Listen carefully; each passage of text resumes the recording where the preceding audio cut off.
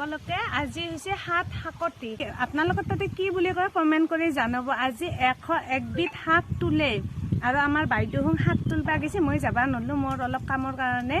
আৰু মই তাহাক চাহত যোগান ধৰছো মই যেতিয়া শাক তুলবা নেগলো তাহং তাৰমানে দাবী কৰিছে মই চাহ কৰি খুৱাবা লাগে জিকা শাক মনা শাক তুলছি ভিডিঅ' কৰি আমি জাহি জংগলত উপৰে আনছো চাওক আপোনালোকে এনেকে তোলে না কৈ আমি উঠাই নাই ৰাতিপুৱাই আহো শাক তুলবা গটা গটাই ওলাই গৈছে মই জানাই দিও শাক তুলবা মই আহোঁ আহি বাইদেউহং আহি আমাৰ চতলত বহিছি মই আহিছো